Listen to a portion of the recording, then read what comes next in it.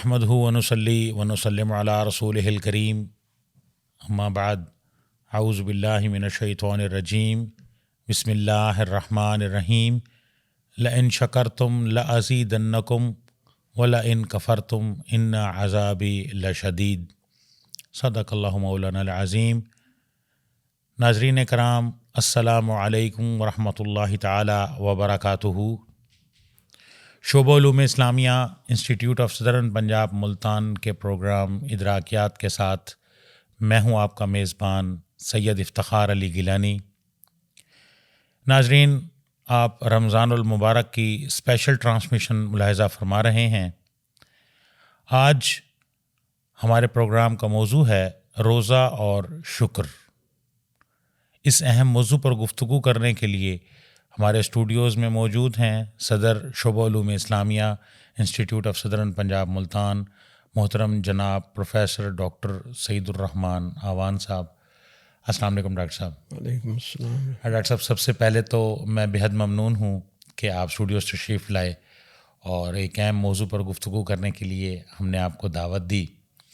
Doctor صاحب، رمضان المبارک کا بابرکت مہینہ جاری ہے اور جہاں ہم روزے رکھتے ہیں، عبادات کرتے ہیں، وہاں ہم اپنے رب کا شکر بھی ادا کرتے ہیں۔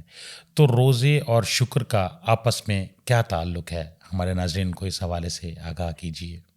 بسم اللہ الرحمن الرحیم۔ روزے کا اور شکر کا باہمی تعلق بہت مضبوط ہے، کیونکہ شکر کا مطلب بنیادی طور پر انعامات کی قدر کرنا،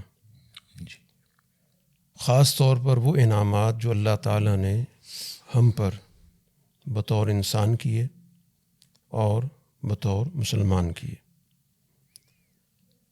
قرآن حکیم میں ارشاد ہے کہ اگر تم اللہ کی نعمتوں کو شمار کرنا چاہو تو لا تحصوها شمار نہیں کر سکتے۔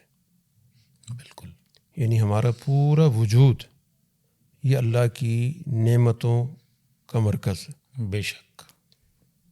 اور ہمیں نہیں معلوم کہ ہمارے اس جسم میں اللہ کی کتنی نعمتیں موجود ہیں۔ کبھی کبھار کسی بھی حصے میں کوئی خلل واقع ہو جاتا ہے تو پھر ہمیں محسوس ہوتا ہے کہ وہ چیز بھی کتنی اہم ہے۔ بالکل ایسے ہی ہے۔ مثلا بطور مثال کے ہم اس وقت بہت آسانی کے ساتھ سانس لے رہے ہیں، ہمیں نہیں پتہ کتنی مرتبہ ہم سانس لیتے ہیں، لیکن خدا نخواستہ اس نظام تنفس میں خرابی پیدا ہو جائے، جیسے کچھ لوگوں کو دمے کا مرض ہو جاتا ہے، بالکل، تو کتنی اذیت کے ساتھ سانس کی آمد و رفت ہوتی ہے۔ تو اس شخص کو یوں محسوس ہوتا ہے کہ شاید میرے پاس سب سے بڑی نعمت یہی تھی جس میں اب خلل آ گیا۔ ایسے ہی ہے۔ اسی طرح خدا نخواستہ کسی اور حصے میں کوئی خلل واقع ہو جائے تو پھر انسان کہتا ہے سب سے بڑی نعمت تو یہ تھی۔ تو اس سے پتہ چلتا ہے کہ ساری بڑی نعمتیں۔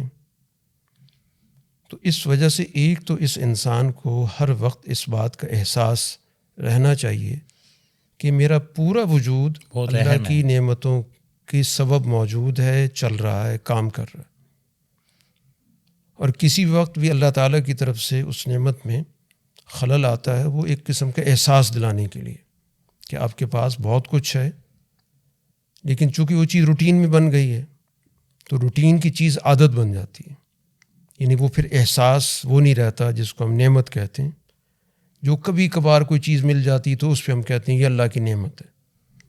بالکل ایسے ہی، حالانکہ قدم قدم پہ اللہ کی نعمت موجود ہے۔ ہر چیز، آنکھیں ہیں، کان ہیں، ہر چیز جو سوچنا شروع کریں آپ۔ بالکل۔ اب ہم غذا کھا رہے ہیں، اندر کیا سسٹم چل رہا ہے اور کس طرح وہ پروسیس چل رہا ہے اور کیسے ہماری توانائی بن رہی ہے اور کیسے ہمارا بلڈ بن رہا ہے، اور پورا ایک نظام چل رہا ہے، ہمیں پتہ بھی نہیں اس کا۔ تو یہ اللہ کی بہت بڑی نعمت ہے۔ تو اب روزے کے اندر جب ہم کچھ دیر کے لیے ایک پابندی کے عرصے میں ہوتے ہیں تو پھر ہمیں پتہ چلتا ہے کہ جو ہم بڑی آسانی کے ساتھ جب بھی ہمیں ضرورت پڑتی ہے، ذرا سا تقاضا ہوتا ہے، ہم چیزیں کھا پی لیتے ہیں۔ تو یہ کتنی بڑی نعمت ہے جو ہمارے پاس اللہ تعالیٰ کی طرف سے ہے۔ تو ان نعمتوں کی مزید قدر بڑھتی ہے کہ یہ اللہ تعالیٰ کی کتنی بڑی نعمت ہے۔ ایک بڑی آسانی کے ساتھ ہمیں خوراک دستیاب ہو جاتی ہے، بڑی آسانی کے ساتھ پانی دستیاب ہو جاتا ہے، اب دنیا کے اندر کتنے لوگ ہیں کہ جن کو باقاعدہ خوراک نہیں ملتی، لاکھوں میں بلکہ کروڑوں میں بالکل ایسی آبادیاں موجود ہیں جو قحط کی حالت ہے، کھانے پینے کی چیزیں موجود نہیں ہیں. ہمارے ہاں تھر میں، بلوچستان میں، بالکل. اور اس وقت خاص طور پہ غزہ کو آپ ذہن غزہ میں میں رکھیں بالکل تو غزہ کے اندر جو بالکل بیت رہی ہے، لوگوں کے پاس کھانے کی چیز نہیں ہے، ادویات پانی نہیں پینے ہیں. کے لیے موجود نہیں ہے، ادویات موجود نہیں ہیں. تو اب یہ روزہ میں احساس دلاتا ہے آپ کے پاس تو سب کچھ ہے. اس وقت آپ کو اللہ نے ایک امن کی حالت دے رکھی ہے، آپ ضروریاتی زندگی کو بہرحال حاصل کر رہے ہیں، 2 وقت کا آپ کو کھانا میسر ہے، اور اسی طرح اپنی ضروریات کو آپ پورا کر رہے ہیں. بالکل. تو اب یہ روزہ ہمیں احساس دلاتا ہے اس بات کا کہ ان نعمتوں کی قدر کرو. اور سب سے پہلے اور بنیادی بات کہ جو منعم حقیقی ہے اللہ کی ذات، اس کا شکر ادا کرو کہ ان نعمتوں تک ہماری رسائی اللہ نے ہمیں کرا دی ہے. اگر یہ ہمارے خدا نخواستہ ہماری رسائی سے باہر ہو جائیں تو ہم ان تک نہیں پہنچ سکتے. تو یہ بنیادی طور پر شکر اسی چیز کو کہتے ہیں، احساس جو اندر انعام کا احساس، جس کو ہم زبان پہ الحمدللہ کہہ کے ذکر کرتے ہیں، تو وہ اصل میں قلب کی کیفیت ہے جس کو آپ الحمدللہ کے ذریعے ذکر کرتے ہیں. بالکل. اور پھر جب ہمارے پاس نعمت موجود ہے تو اب اس نعمت کا ہم پر ایک حق بھی لازم ہو جاتا ہے کہ میں اس کا حق بھی ادا کروں.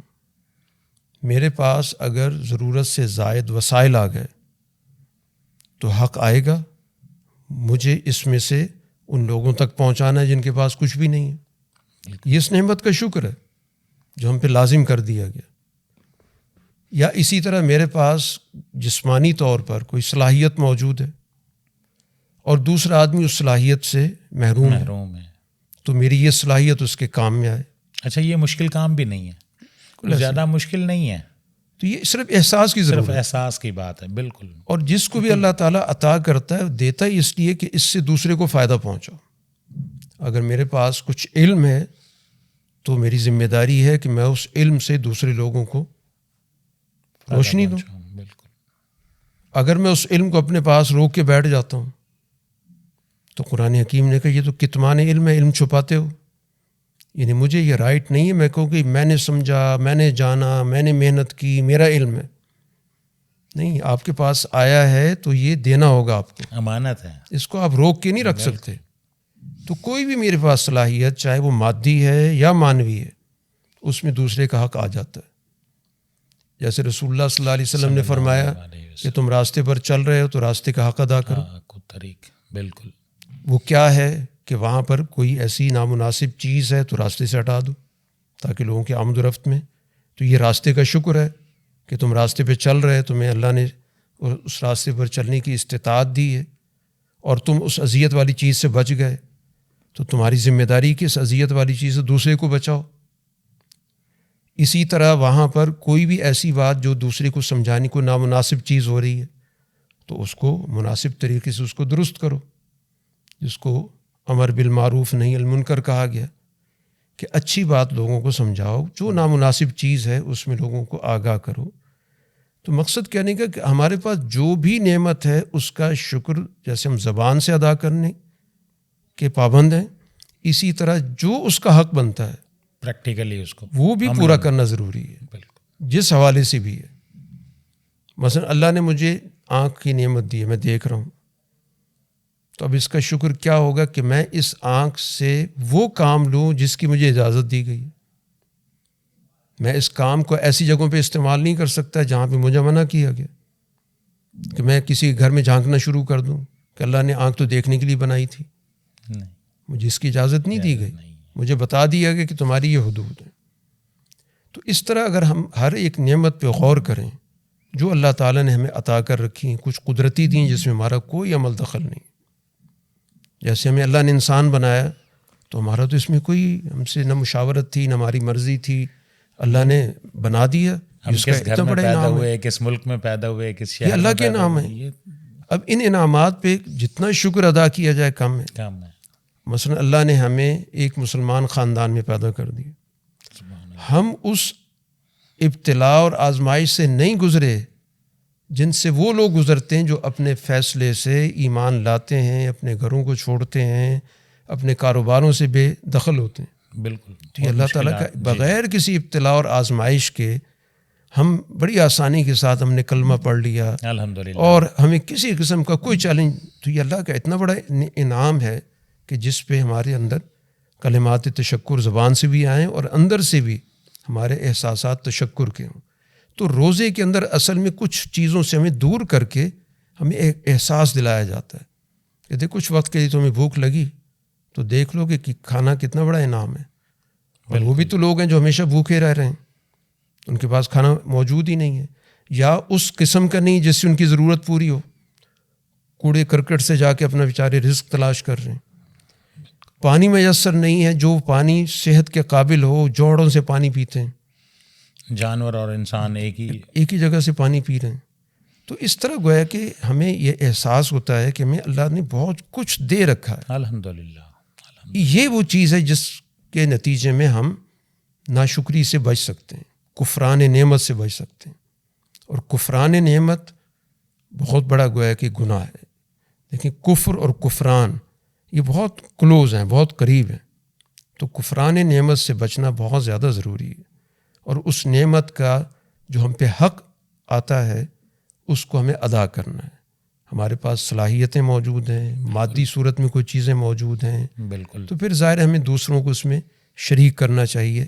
یہی سب سے بڑا شکر ہے جو روزے کے اندر ہمیں اس کا احساس دلایا جاتا ہے، تو اس احساس کو ہمیں توانا کرنا ہے، اور پھر ایک غور و فکر کی طرف جانا ہے کہ یہ تو صرف 2 چیزیں منع کی گئی تھیں، جی، اگر ان اللہ تعالیٰ ہمیں کسی اور خدا نہ خاصا کسی اور چیز سے محروم کر دے، مثلا جیسے بڑا معروف واقعہ ہے، ہم سنتے چلے آتے ہیں شیخ سعدی رحمۃ اللہ علیہ کا، کہ شیخ سعدی ایک دفعہ مسجد میں گئے، ننگے پاؤں گئے، تو ان کے دل میں احساس ہو رہا تھا کہ ہر آدمی کے پاس جوتا ہے، میرے پاس جوتا نہیں ہے، یہ احساس بار بار دل میں آ رہا تھا۔ جب وہ وہاں سے نکلے تو ایک شخص کو دیکھا، اس کے تو پاؤں ہی نہیں تھے، اللہ، پھر انہیں احساس ہوا کہ الحمدللہ میرے پاس پاؤں تو ہیں، جوتے تو کسی وقت بھی آ سکتے ہیں۔ تو اس طرح گویا کہ ہمیشہ ہمیں یہی بات بتائی گئی کہ آپ ان لوگوں کو دیکھیں جن کے پاس کچھ چیزیں نہیں ہیں، تو تمہیں احساس ہوگا کہ اللہ نے بہت کچھ دے رکھا، بجائے اس کے کہ آدمی ہر وقت حل میں مزید کہ فلاں چیز بھی نہیں ہے، فلاں کے پاس فلاں چیز ہے وہ میرے پاس نہیں ہے، تو ناشکری بڑھتی ہے۔ اس لیے ان کو دیکھا جائے جن کے پاس نہیں ہے، اور اللہ تعالیٰ نے ہمیں لاکھوں میں سے بلکہ کروڑوں میں سے کئیوں سے بہتر بنایا ہے، ہمیں اس کا احساس نہیں ہوتا۔ یہی احساس شکر کہلاتا ہے۔ تو روزے کا ایک سبق یہ بھی ہے کہ ہمیں اللہ تعالیٰ کی نعمتوں کی صحیح قدر اور اس پر اللہ تعالیٰ کا شکر ادا کرتے رہنا چاہیے، اور جیسے کہ آیت شروع میں پڑھی گئی کہ لئن شکرتم لازیدنکم، جتنا تمہارے اندر احساس بڑھتا جائے گا اللہ تعالیٰ کی نعمتوں کی قدر کا، شکر کرو گے تو یہ نعمتیں مزید اللہ تعالیٰ بڑھاتا جائیں گے۔ اور دوسری بات بھی بتا دی کہ اگر ناشکری کرو گے تو پھر میرا عذاب بھی بہت سخت ہے۔ یہ نعمتیں اللہ تعالیٰ کسی بھی وقت چھین سکتا ہے، اور جب چھین لے گا تو پھر اس سے لینے والا کوئی نہیں۔ یہ بنیادی بات ہے جس پہ ہمیں اس مہینے کے اندر اس احساس کو زندہ کرنا ہے، اور پھر اس احساس کے تحت اپنی ذمہ داریوں کو ادا بھی کرنا ہے۔ بے شک، ماشاء اللہ، بہت بہت شکریہ محترم جناب پروفیسر ڈاکٹر مفتی سعید الرحمان اعوان صاحب۔ شکر کے موضوع پر آپ نے بہت عمدہ گفتگو فرمائی۔ بات ساری عمل کی ہے کہ ہم اگر عمل کریں گے تو اس کا فائدہ ہوگا۔ ناظرین کرام، آپ نے پروگرام ملاحظہ فرمایا، شکر کے موضوع پر آج میرے استاذ محترم جناب پروفیسر ڈاکٹر سعید الرحمان اعوان صاحب، آپ صدر شعبہ علوم اسلامیہ Institute of Southern Punjab Multan ہیں، اور شکر کے موضوع پر آپ نے بہت تفصیلی گفتگو کی اور بڑی مدلل گفتگو آپ نے فرمائی، اور بات وہی ہے کہ ہم اللہ کا شکر ادا کریں اور زیادہ سے زیادہ شکر ادا کریں، اور جتنا زیادہ شکر ادا کریں گے، جیسے استاذ محترم فرما رہے تھے کہ لئن شکرتم لازیدنکم، اگر تم شکر ادا کرو گے تو میں تمہیں اور بھی دوں گا، بہت زیادہ دوں گا۔ تو اس لیے اللہ تبارک و تعالیٰ سے دعا ہے کہ اللہ تبارک و تعالیٰ ہمیں زیادہ سے زیادہ شکر ادا کرنے کی توفیق عطا فرمائے۔ وآخر دعوانا ان الحمد للہ رب العالمین۔